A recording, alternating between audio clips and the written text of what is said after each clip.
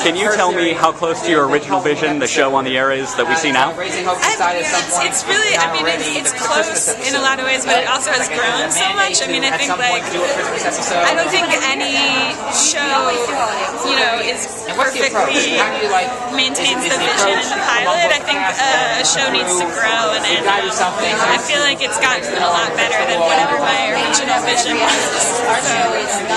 Was this a script that sat for a while? What was the time frame between you hitting fade out on your first draft to it making the air? No, it was a really, you know, a regular pilot process. So I wrote it.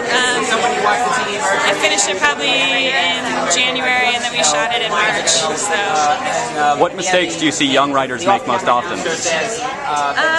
If we go beyond that, I think a mistake, or you know, a moment in your writing life is trying to kind of get out of your comfort zone and not write about yourself, which I think can sometimes end up with stuff that you don't ultimately like, you know. And I think I've gotten some good advice from people, just like to focus on what you know and to write about your own life and write about your friends and kind of, you know, make sure everything has a truth to it. Is it finding that balance between writing your comfort zone and wanting to explore new things? Yeah, exactly. I mean, but I think at the heart of everything you write, you have to believe it, and you have to know the people and know the characters. And I think, you know, sometimes I mean, the second pilot I wrote was an Artie Lang vehicle, and that was never shot. So that's a good example of me writing outside of my comfort zone and not working out very well. Yeah. And what comedy can get stale. All comedy can get stale. Stand-up comedy, sketch comedy, sitcoms.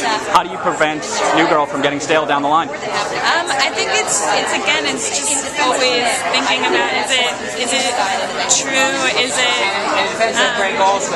are we interested? Are we believing in it? Is it making us laugh? I think sometimes you get really tired and you're just like, you know, you're going 24 hours a day, and you can kind of convince yourself that something is funny or something's working, and it's important to just always take a step back and be like, you know, take a gut check on everything, and really, like, try to ask yourself hard questions about stories and jokes and stuff like that. If that makes sense. Last question, for young writers trying to break in, what advice would you give them?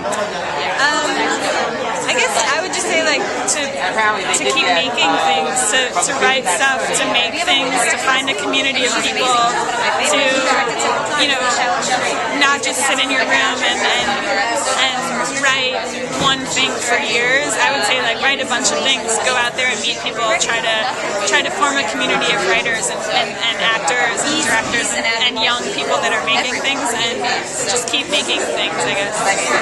Thank you.